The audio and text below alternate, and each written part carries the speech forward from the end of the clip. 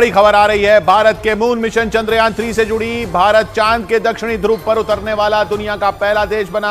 भारत ने चंद्रमा के दक्षिणी ध्रुव पर लैंडर विक्रम को सॉफ्ट तरीके से उतारकर इतिहास रच दिया। इस कामयाबी के साथ भारत ने पूरी दुनिया को यह बता दिया कि वो अंतरिक्ष में किसी से कम नहीं है। भारत की इस सफलता के गवाह इसरो के वैज्ञानिकों के साथ प्रधानमंत्री मोदी भी बने। दक्षिणी ध्रुव पर सुरक्षित लैंडिंग के बाद लैंडर विक्रम ने चांद की पहली तस्वीर भेजी, जिसमें चांद की सतह ऊबड़-खाबड़ दिखाई दे रही है। दक्षिणी ध्रुव चांद का वो हिस्सा है जो रहस्यों और चुनौतियों से भरा है। वहां बड़े-बड़े गड्ढे, ऊंचे-ऊंचे पहाड़ हैं, लेकिन सारी चुनौतियों को पार करते हुए चंद्रयान 3 के लैंडर विक्रम ने चांद के दक्षिणी ध्रुव पर कदम रखकर इतिहास रच दिया। लैंडर विक्रम के चांद पर उतरने के साथ ही भारत चंद्रमा के दक्षिणी ध्रुव पर लैंड करने वाला दुनिया का पहला देश बन गया। और इस कामयाबी के बाद पूरी दुनिया में भारत का डंका बजने लगा। लैंडर विक्रम के चांद के दक्षिणी ध्रुव पर उतरने के साथ ही हर एक हिंदुस्तानी का सीना गर्व से चौड़ा हो गया। लैंडर विक्रम ने चांद के दक्षिणी ध्रुव पर कदम रखने के साथ ही पृथ्वी पर पहला संदेश भेजा, जिसमें उसने अपनी मंजिल पर सुरक्षित तरीके से पहुंचने की जानकारी दी। बाद में लैंडर के इस मैसेज को इसरो ने ट्वीट भी किया। Sir, we have achieved soft landing on the moon. India is on the moon. ISRO की जानकारी के मुताबिक लैंडर विक्रम ने 30 मिनट में चंद्रमा की अंतिम कक्षा से 25 किलोमीटर का सफर पूरा किया। थोड़ी देर बाद लैंडर विक्रम वर्टिकल लैंडिंग यानी खड़ी लैंडिंग के लिए तैयार हो गया। इसके बाद उसे धीरे धीरे नीचे लाया गया और फिर 6:04 पर वो चांद पर सुरक्षित तरीके से उतर गया। और इस कामयाबी के साथ भारत चांद के दक्षिणी ध्रुव पर उतरने वाला दुनिया का पहला देश बन गया, क्योंकि दुनिया का कोई भी देश चांद के इस दुर्लभ हिस्से पर उतरने में कामयाब नहीं हो सका है। लेकिन इसरो के वैज्ञानिकों ने चांद के दक्षिणी ध्रुव पर लैंडर विक्रम की सॉफ्ट लैंडिंग करवाकर पूरी दुनिया में भारत का लोहा मनवा दिया। चांद का दक्षिणी ध्रुव रहस्यों और चुनौतियों से भरा है। ऊबड़ खाबड़ जमीन के साथ वहां गहरी खाइयां और ऊंचे ऊंचे पहाड़ हैं। वहां इतने बड़े गड्ढे हैं कि उनमें हिमालय तक समा जाए। मतलब वहां अंतरिक्ष यान को उतारना बेहद मुश्किल है। लेकिन इसके बाद भी इसरो के वैज्ञानिकों ने इस हिस्से पर लैंडर विक्रम को उतारकर चांद पर भारत का झंडा लहरा दिया। चांद के दक्षिणी ध्रुव पर लैंडर के उतरने के बाद भारत वहां पहुंचने वाला दुनिया का पहला देश बन गया। लैंडर के चांद पर उतरने के बाद बेंगलुरु में मौजूद इसरो के कमांड सेंटर में खुशी की लहर दौड़ गई, क्योंकि 41 दिनों से इसरो के वैज्ञानिकों की नजर लैंडर विक्रम की सॉफ्ट लैंडिंग पर ही टिकी हुई थी। और चंद्रमा के दक्षिणी ध्रुव पर लैंडर की सॉफ्ट लैंडिंग करवाकर भारत चांद पर पहुंचने वाले देशों की कतार में सबसे ऊपर हो गया। दक्षिणी ध्रुव पर पहुंचकर इतिहास रचने के साथ ही भारत चांद के किसी भी हिस्से पर अंतरिक्ष यान उतारने वाला दुनिया का चौथा देश बन गया। क्योंकि भारत से पहले पूरी दुनिया में सिर्फ 3 देश ही चंद्रमा पर पहुंचने में कामयाब हो सके हैं। उन देशों में अमेरिका, रूस और चीन शामिल है। लेकिन चंद्रमा के दक्षिणी ध्रुव पर उतरने के साथ ही भारत इन देशों से भी आगे निकल गया, क्योंकि इन तीनों देशों के अंतरिक्ष यान चांद के दक्षिणी ध्रुव पर नहीं उतरे थे। इन देशों ने चांद के उन हिस्सों पर अंतरिक्ष यान उतारे थे जहां समतल मैदान थे, लेकिन भारत ने अंतरिक्ष में बड़ी छलांग लगाते हुए दक्षिणी ध्रुव पर लैंडर विक्रम को उतार दिया। इस मिशन के जरिए भारत ने दुनिया को यह बता दिया कि उसके पास चांद पर सॉफ्ट लैंडिंग करने और रोवर को वहां चलाने की काबिलियत है। भारत से पहले रूस चांद के दक्षिणी ध्रुव पर लूना 25 यान उतारने वाला था। 21 अगस्त को यह लैंडिंग होनी थी, लेकिन आखिरी वक्त पर वो रास्ते से भटककर क्रैश हो गया। उधर चंद्रमा पर लैंडिंग से ठीक पहले लैंडर विक्रम ने लैंडिंग की जगह बदलने का फैसला किया, जिसके बाद लैंडर विक्रम की सॉफ्ट लैंडिंग हुई। लैंडर तय स्पीड से चांद के नजदीक पहुंचा, लेकिन जब वो चांद की सतह से 150 मीटर की ऊंचाई पर था, उसी वक्त वो अचानक रुक गया और रीटारगेट हुआ। इसका मतलब यह हुआ कि चांद की सतह से 150 मीटर की ऊंचाई पर लैंडर विक्रम ने तय किया कि लैंडिंग के लिए उसे दूसरी जगह ढूंढनी पड़ेगी। ये रीटारगेट हुआ है जब वो 150 मीटर की दूरी पर था, चांद से 150 मीटर की दूरी पर था, तब ये लोकल नेविगेशन में था और रीटारगेट हुआ है। ये इसका मतलब ये कि जब वो 150 मीटर की ऊंचाई पर था चांद से विक्रम लैंडर, तब उसने ये तय किया कि जहां मैं जा रहा हूं वहां नहीं है लैंडिंग की जगह, अब मुझे दूसरी जगह ढूंढनी पड़ेगी। यानी चंद्रयान 3 में चंद्रयान 2 के मुकाबले जो तैयारी की गई वो काम आई और लैंडर विक्रम ने सही समय पर सही फैसला लेकर लैंडिंग की जगह बदलने का फैसला किया और फिर उसने लैंडिंग की जगह बदलकर परफेक्ट सॉफ्ट लैंडिंग की। और इसके लिए इसरो के वैज्ञानिकों के मुताबिक चंद्रयान 2 से सबक लेते हुए इस बार लैंडर को जगह बदलने वाली तकनीक से भी लैस किया गया था। ऐसा इसलिए क्योंकि लैंडर को चांद की सतह पर सुरक्षित तरीके से उतारे बिना मिशन सफल नहीं हो पाता। और इसीलिए इसरो के वैज्ञानिकों ने लैंडर विक्रम को ऐसी तकनीक से लैस किया जिससे वो चांद की सतह पर उतरने के दौरान सही जगह का चयन कर सके, क्योंकि लैंडर के लिए सबसे जरूरी है समतल जगह, ऐसी जगह जहां लैंडर सही तरीके से उतर सके। वैज्ञानिकों के मुताबिक पिछली बार जो लैंडर भेजा गया था उसमें चांद पर उतरने के लिए जगह के चयन का विकल्प नहीं था। यानी इसरो की तरफ से जो पहले से तय कर दी गई जगह लैंडर को वहीं पर उतरना पड़ता। लेकिन इस बार लैंडर में ऐसी तकनीक थी जिससे वो खुद ही सही जगह का चयन कर सके, क्योंकि भारत का मिशन चांद की उस सबसे मुश्किल जगह दक्षिणी ध्रुव पर उतरने का था जहां अब तक कोई भी देश नहीं पहुंच सका। और इसीलिए भारत की यह कामयाबी बहुत बड़ी कामयाबी है, क्योंकि भारत ने चांद के दक्षिणी ध्रुव पर पहली बार पहुंचकर इतिहास रच दिया। इसरो के मुताबिक इस पूरे अभियान के दौरान सब कुछ प्लान के मुताबिक हुआ और इसी वजह से भारत ने वो कारनामा कर दिखाया जिसे अंतरिक्ष की दुनिया में सबसे आगे माने जाने वाले अमेरिका और रूस तक नहीं कर पाए। भारत ने चांद के सबसे मुश्किल हिस्से दक्षिणी ध्रुव पर कदम रख दिया। इस दौरान चंद्रयान 3 मिशन में सब कुछ इसरो के प्लान के मुताबिक ही हुआ। यानी भारत ने 14 जुलाई को चांद पर पहुंचने की जो यात्रा आंध्र प्रदेश के श्रीहरिकोटा से शुरू की थी, वो चांद पर पहुंचकर ही पूरी हुई। इसमें कहीं भी या किसी भी वक्त ऐसा पल नहीं आया जब चंद्रयान 3 को कोई मुश्किल पेश आई हो, जिसका मतलब है कि चंद्रयान ने सही तरीके से प्रोपल्शन मॉड्यूल को चांद की कक्षा तक पहुंचाया। इसके बाद प्रोपल्शन मॉड्यूल से लैंडर के अलग होने में भी कोई परेशानी नहीं हुई और फिर लैंडर के चांद की कक्षा में चक्कर लगाने के बाद दक्षिणी ध्रुव पर उतरने तक सब कुछ इसरो के प्लान के तहत ही हुआ। इस बीच चंद्रयान 3 मिशन के सफल होने के आखिरी पलों में पूरे देश की सांसें अटकी रहीं, क्योंकि चंद्रयान 2 मिशन के दौरान पहले तो सब कुछ ठीक चल रहा था, लेकिन आखिरी पल में ही वो मिशन फेल हो गया था। और इसी वजह से इस बार चांद पर लैंडर के उतरने के आखिरी पलों में पूरे देश की धड़कनें बढ़ गईं, क्योंकि 2019 में चंद्रयान 2 के लैंडर का संपर्क आखिरी 15 मिनट के दौरान ही टूट गया था और उस वक्त इसरो ने मिशन की नाकामी को 15 मिनट का आतंक बताया था। एक रिपोर्ट के मुताबिक 2019 में चंद्रयान 2 का लैंडर चंद्रमा की सतह पर करीब 2 किलोमीटर की ऊंचाई तक पहुंच गया था। वहां तक तो सब कुछ ठीक रहा, लेकिन इसके बाद एक छोटी सी तकनीकी गड़बड़ी की वजह से लैंडर क्रैश हो गया था। ये सब कुछ आखिरी के 15 मिनटों में हुआ था। इसीलिए इसरो ने इस बार पिछली गलती से सबक लेते हुए हर छोटी से छोटी चीज का भी ध्यान रखा। इसरो ने चंद्रयान 3 के लैंडर को क्रैश होने से बचाने के लिए तमाम इंतजाम किए। हालांकि इसकी नौबत नहीं आई और लैंडर विक्रम ने तय वक्त पर चांद पर सुरक्षित उतरकर सबसे बड़े मकाम को हासिल कर लिया। लेकिन तमाम चुनौतियों को पार करते हुए भारत का चंद्रयान 3 चांद पर पहुंच गया, वो भी चांद के उस हिस्से पर जहां आज तक दुनिया का कोई भी देश नहीं पहुंच सका। 14 जुलाई को आंध्र प्रदेश के श्रीहरिकोटा से लॉन्च होने के 41 दिन बाद चंद्रयान ने चांद पर फतह पा ली और इसी के साथ इतिहास के पन्नों में भारत और इसरो के वैज्ञानिकों का नाम दर्ज हो गया, क्योंकि पृथ्वी से करीब 3,84,400 किलोमीटर का सफर तय करने के बाद चंद्रयान 3 चांद की सतह पर सफलता से उतर गया। इसरो की यह ऐतिहासिक कामयाबी कई मायनों में खास है, क्योंकि किसी भी देश के मून मिशन में आने वाले खर्च के मामले में भी भारत ने रिकॉर्ड कायम कर दिया। इसरो के मुताबिक चंद्रयान का बजट सिर्फ 615 करोड़ रुपए है, जबकि 63 साल पहले अमेरिका ने अपने मिशन मून पर भारत की तुलना में करीब 3000 गुना ज्यादा पैसे खर्च किए थे। वहीं पिछले हफ्ते क्रैश हुए रूस के लूना 25 का बजट करीब 1600 करोड़ रुपए बताया गया। यानी रूस और अमेरिका की तुलना में भारत के चंद्रयान 3 ने सबसे कम खर्च में सफल होकर इतिहास रच दिया। इस बीच चंद्रयान 3 मिशन को सफल बनाने के लिए इसरो के वैज्ञानिकों ने पल पल पर नजर बनाए रखी। इसी वजह से भारत ने पहली बार चांद के दक्षिणी ध्रुव पर कदम रखा, जिसका सपना अमेरिका, रूस और चीन समेत दुनिया के कई देश देख रहे थे। लेकिन चांद के दक्षिणी ध्रुव पर पहुंचकर भारत इन सभी देशों से काफी आगे निकल गया। इस मिशन को सफल बनाने के लिए इसरो के वैज्ञानिकों ने पल पल पर अपनी नजर बनाए रखी। खासकर लैंडर विक्रम के चांद की सतह पर उतरने के आखिरी पड़ाव पर वैज्ञानिकों ने अपनी पूरी ताकत लगा दी। उन्होंने बिल्कुल सही समय पर लैंडर विक्रम को चांद की सतह पर लैंड कराने की कमांड दी। मिशन के पूरा होने के लिए यह सबसे अहम पड़ाव था, क्योंकि सही वक्त पर कमांड मिलने पर ही लैंडर विक्रम चांद की कक्षा से उसकी सतह पर उतरने के लिए नीचे आया। ये बेहद जटिल प्रक्रिया थी, जिसे इसरो के वैज्ञानिकों ने पूरी तरह सफल बना दिया। और उम्मीद के मुताबिक चंद्रयान 3 चांद की सतह पर सफलता से उतर गया, जिसके बाद अब बारी 6 पहियों वाले रोवर प्रज्ञान की है, जो चांद पर अगले 14 दिनों तक पानी की खोज करने के साथ दुर्लभ खनिजों का भी पता लगाएगा। क्योंकि इसमें लगे नेविगेशनल कैमरे और सेंसर चांद की सतह की हर तस्वीर और जानकारी विक्रम लैंडर को देंगे, जिसे विक्रम लैंडर सीधा इसरो को भेजेगा।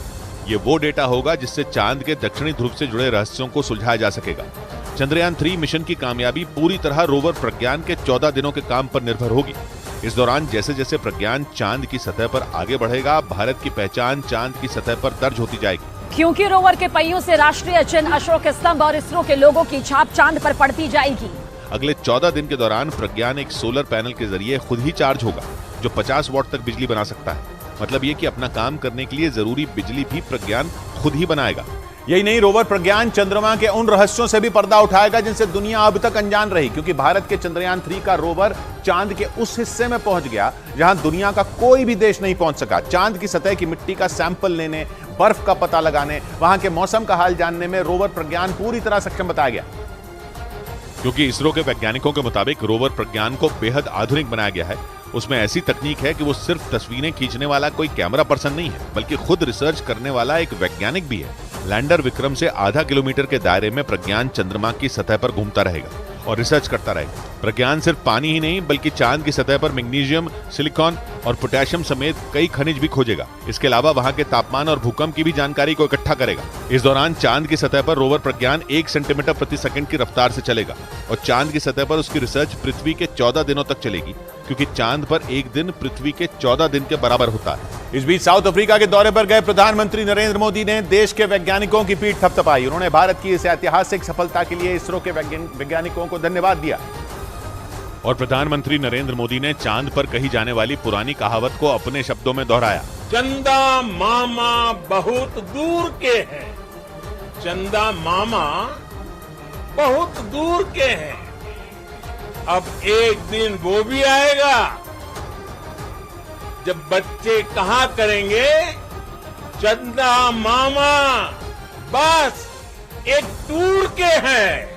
उन्होंने वैज्ञानिकों की तारीफ करते हुए बताया कि धरती पर लिया संकल्प भारत के वैज्ञानिकों ने साकार कर दिया। अंतरिक्ष में हिंदुस्तान की सबसे बड़ी छलांग के मौके पर प्रधानमंत्री मोदी वीडियो कॉन्फ्रेंसिंग के जरिए दक्षिण अफ्रीका से लगातार इसरो की टीम से जुड़े रहे। इस दौरान उन्होंने लैंडर के चांद पर उतरने की पूरी प्रक्रिया को जोहानिसबर्ग में बैठकर देखा और जैसे ही लैंडर विक्रम ने चांद की जमीन को छुआ, प्रधानमंत्री ने भी हाथ में तिरंगा लेकर भारत की इस कामयाबी का जश्न मनाया। और इसके साथ ही उन्होंने चंद्रयान 3 की कामयाब लैंडिंग के तुरंत बाद इसरो के चीफ एस सोमनाथ को फोन कर बधाई दी। इस दौरान पीएम ने जल्द ही इसरो मुख्यालय पहुंचकर उनकी टीम से मिलने का भरोसा भी दिया।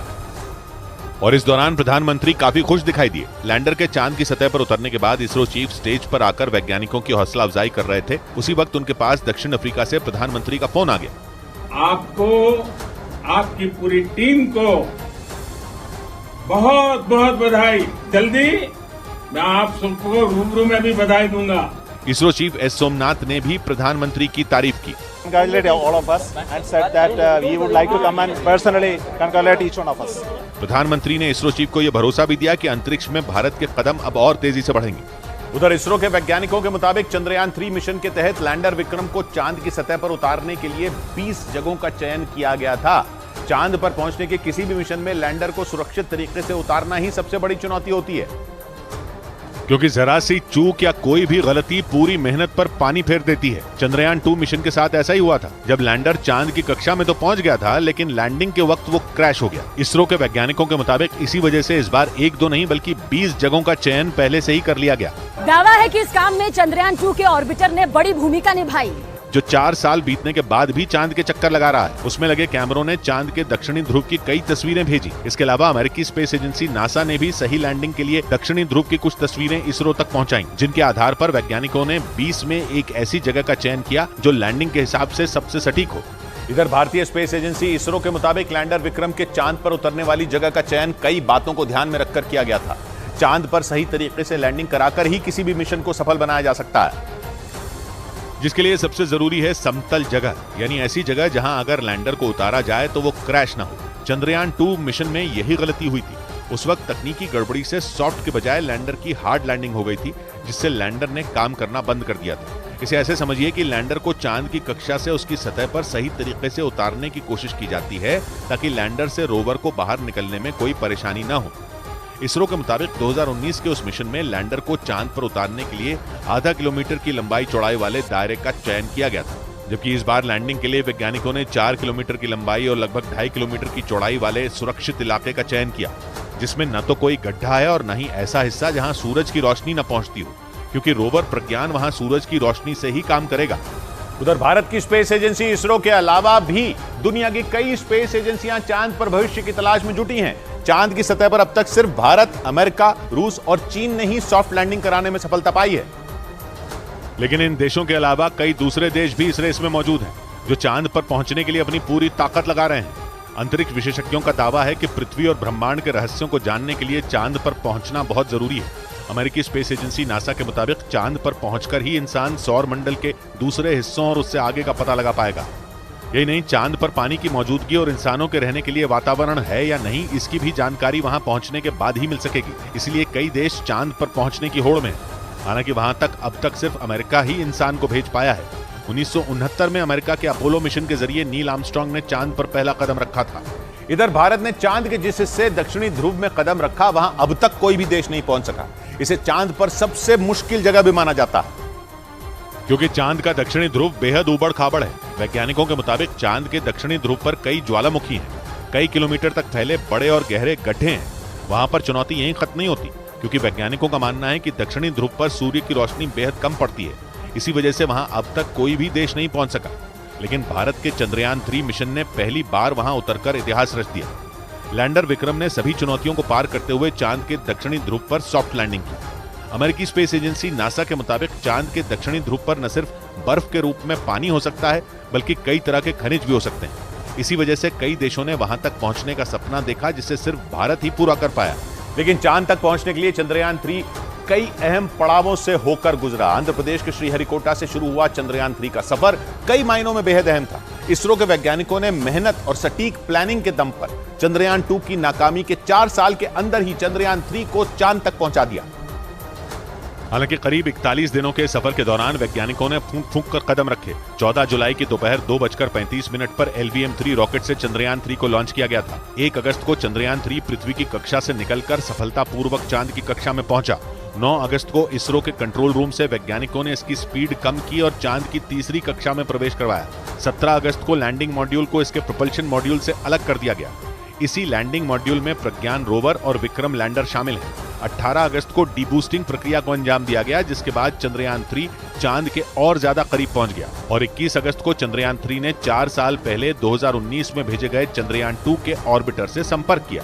और जैसे ही भारत ने चांद के दक्षिणी ध्रुव पर कदम रखा, देश के कई हिस्सों में जश्न मनना शुरू हो गया, जिसकी एक तस्वीर दिल्ली में मौजूद बीजेपी मुख्यालय से भी सामने आई। वहां बीजेपी अध्यक्ष जेपी नड्डा और गृह मंत्री अमित शाह मौजूद रहे। और जैसे ही इसरो ने चांद पर लैंडिंग का ऐलान किया, वहां तालियां बजने लगी।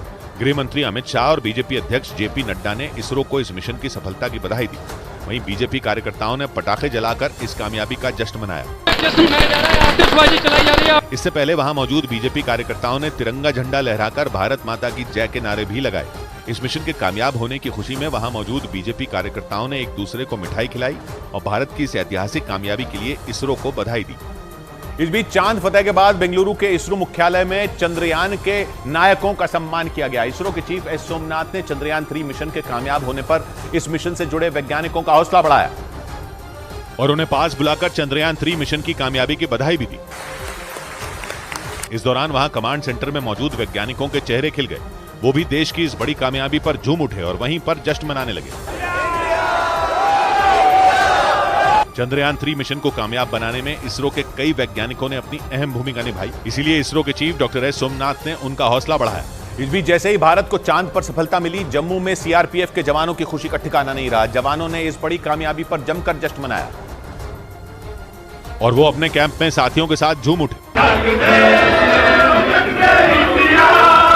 सीआरपीएफ के जवानों ने देश के चांद पर इतिहास रचते ही मिठाइयां बांटी और वैज्ञानिकों को इस कामयाबी पर बधाई दी। हम बहुत खुश हैं। हमारे फौजी भाई सारे इस पल को सब इसका सेलिब्रेट कर रहे हैं। जम्मू के उस कैंप में सीआरपीएफ के जवान काफी देर तक झूमकर देश की इस बड़ी कामयाबी पर जश्न मनाते रहे। चंद्रयान 3 ने 14 जुलाई को आंध्र प्रदेश के श्रीहरिकोटा से उड़ान भरी थी और अब चांद के दक्षिणी ध्रुव पर सफल लैंडिंग की, जिसकी खबर मिलते ही इस मिशन की अगुवाई करने वाले वैज्ञानिकों में एक लखनऊ की ऋतु करिधाल के स्कूल में दुगना जश्न मनाया गया। क्योंकि एक तो भारत के इतिहास रचने की खुशी और दूसरा इस इतिहास को रचने में योगदान देने वाली ऋतु करिधाल। आज हम जितना अपने आप को गौरवान्वित महसूस कर रहे हैं, उसको शब्दों में बयान नहीं किया जा सकता। ऋतु करिधाल के स्कूल में प्रोजेक्टर लगाकर चंद्रयान 3 की लैंडिंग का लाइव टेलीकास्ट देखा गया और जैसे ही लैंडर चांद पर उतरा, वंदे मातरम के नारे लगने लगे।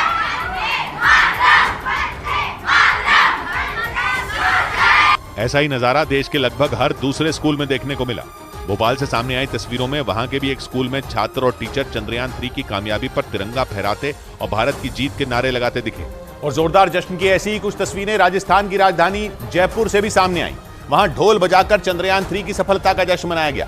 भारत के चांद फतह करते ही वहां मौजूद लोग एक दूसरे को बधाई देते नजर आए और हाथों में तिरंगा लेकर सड़क पर लोग झूमते दिखाई दिए, क्योंकि देश को चंद्रयान 3 की कामयाबी मिलने पर हर तरफ लोग जश्न में डूब गए। इस बीच जयपुर में ढोल बजाकर लोगों ने एक दूसरे को बधाइयां दी और देश की सफलता पर इसरो के वैज्ञानिकों का शुक्रिया अदा किया कि मोदी है तो मुमकिन है, वो आज साकार हुआ है। वहीं जयपुर के साथ अहमदाबाद में भी लोग चांद पर देश को मिली सफलता पर आतिशबाजी करते नजर आए। वहां लोगों ने खुशी के मौके पर पटाखे फोड़े।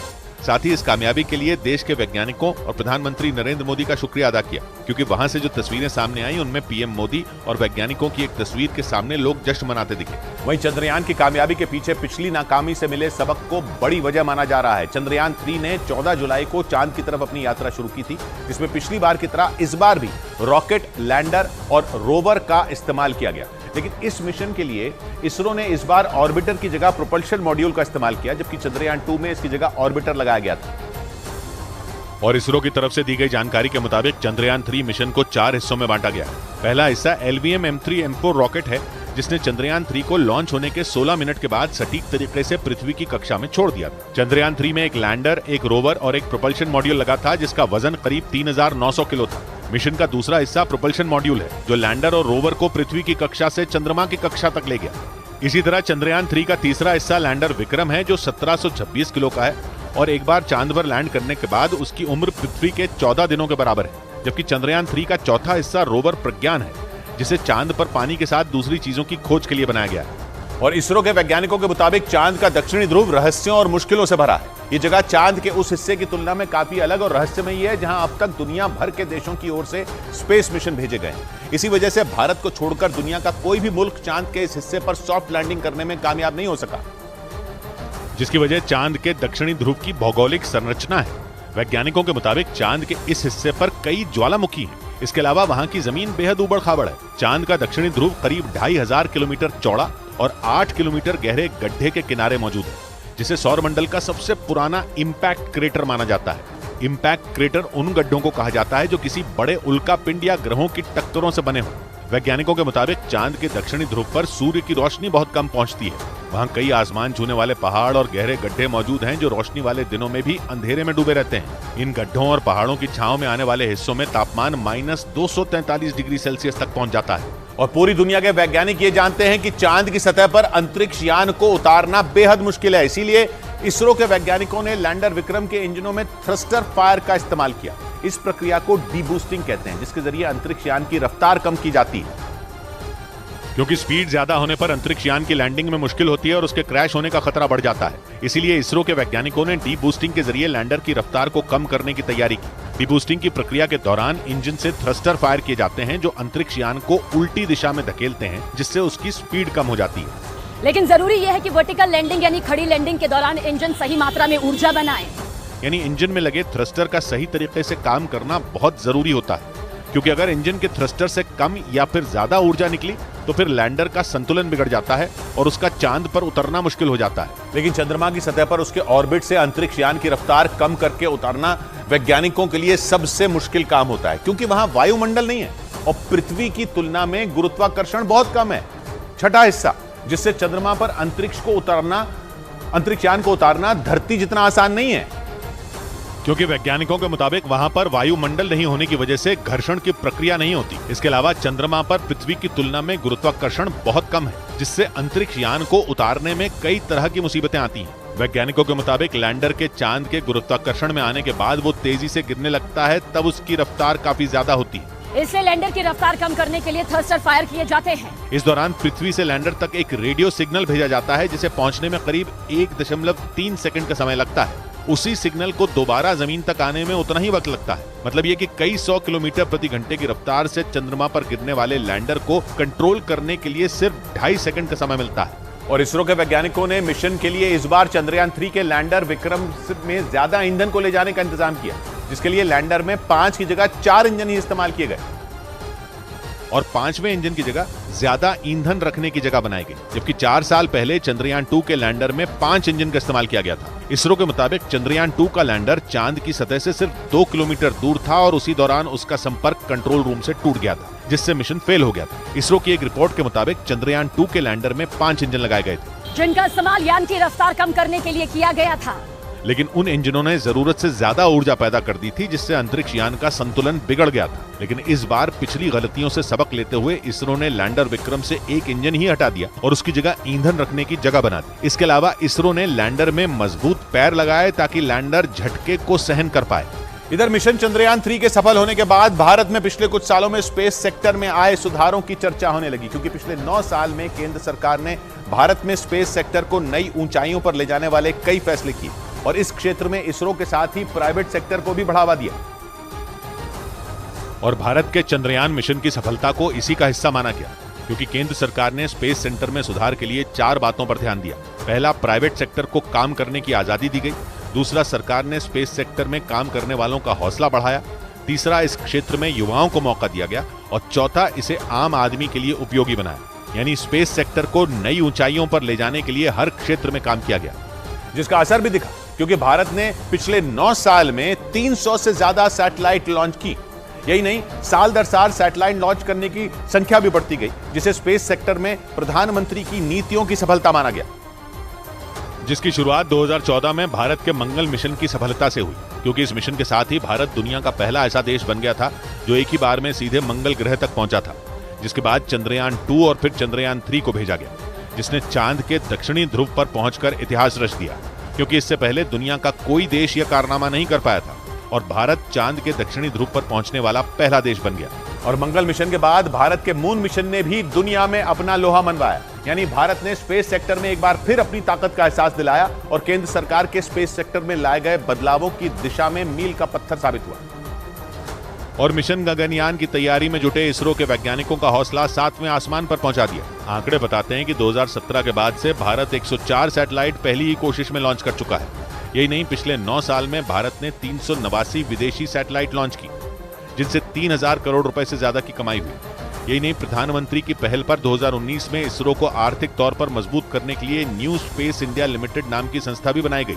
यही नहीं, भारत ने चांद पर इंसानों और रोबोट से जुड़े मिशन के लिए अमेरिकी स्पेस एजेंसी नासा के साथ मिलकर आगे बढ़ने का फैसला लिया, जिसमें भारत का चंद्रयान 3 अहम भूमिका निभा सकता है। क्योंकि लैंडर विक्रम से निकला रोवर प्रज्ञान चंद्रमा के दक्षिणी ध्रुव से ऐसी जानकारी भेजेगा जो दुनिया के सामने पहले कभी नहीं आई, और इसरो और नासा दोनों उन जानकारियों को इस्तेमाल करके इंसानों और रोबोट को चांद पर भेजने के मिशन में इस्तेमाल करेंगे। यही नहीं, दोनों स्पेस एजेंसियों ने अर्थ ऑब्जर्विंग मिशन के लिए करीब 470 करोड़ रुपए की NASA ISRO synthetic aperture radar नाम की एक सैटेलाइट भी बनाई। यानी पिछले 9 साल में भारत ने साल दर साल अंतरिक्ष में अपने कदम मजबूत किए, जिसमें चंद्रयान 3 ने 4 चांद लगा दिए, क्योंकि चांद के दक्षिणी ध्रुव पर पहुंचने वाला भारत पहला देश बन गया। उधर भारत के चंद्रयान 3 के बाद जापान भी अपना स्पेसक्राफ्ट चांद पर भेजने वाला है। 26 अगस्त को भारतीय समय के मुताबिक सुबह करीब 6 बजे जापान की स्पेस एजेंसी स्मार्ट लैंडर को H2A रॉकेट के जरिए लॉन्च करेगी, जो चांद की सतह पर उतरकर उसके रहस्यों के बारे में जानकारी जुटाने की कोशिश करेगा। जापान की स्पेस एजेंसी जैक्सा यानी जापान एरोस्पेस एक्सप्लोरेशन एजेंसी के मुताबिक उनका पहला लक्ष्य स्लिम यानी smart lander for investigating moon को चांद की सतह पर सॉफ्ट लैंडिंग कराने का होगा। स्मार्ट लैंडर या स्लिम अपने नाम की ही तरह छोटा और हल्का रोबोटिक लैंडर है, लेकिन इसका मुख्य उद्देश्य चांद पर सटीक लैंडिंग की तकनीक की तलाश करना है। जापान के वैज्ञानिकों ने इसे चांद पर पहले से तय किए गए टारगेट पॉइंट पर उतारने की प्लानिंग की है। जापान के वैज्ञानिकों ने दावा किया कि अगर इस लैंडर को कामयाबी मिलती है तो भविष्य में दूसरे ग्रहों पर भी तय जगहों पर सॉफ्ट लैंडिंग आसान हो जाएगी। इधर भारत की स्पेस एजेंसी इसरो के मिशन चंद्रयान में तमिलनाडु की मिट्टी का अहम योगदान रहा। वैज्ञानिकों का दावा है कि तमिलनाडु के नामक्कल जिले की मिट्टी चांद के दक्षिणी ध्रुव की मिट्टी से मिलती जुलती है, जिसकी वजह से इसरो के वैज्ञानिक कई साल से चंद्रयान के लैंडर मॉड्यूल की ताकत की जांच के लिए इस मिट्टी का इस्तेमाल करते हैं। वैज्ञानिकों के मुताबिक चांद के दक्षिणी ध्रुव की सतह पर एनॉर्थोसाइड मिट्टी मौजूद है, और वैसी ही मिट्टी तमिलनाडु की राजधानी चेन्नई से 400 किलोमीटर दूर नामक्कल जिले की भी है। नामक्कल के सीतमपुंडी और कुन्नमलाई गांव से 50 टन मिट्टी इसरो को भेजी गई थी। मिशन चंद्रयान के लिए साल 2012 से ही इसरो नामक्कल जिले की मिट्टी का इस्तेमाल कर रहा है। 2019 में चंद्रयान 2 के लैंडर की सॉफ्ट लैंडिंग की टेस्टिंग के लिए भी यहां से मिट्टी भेजी गई थी।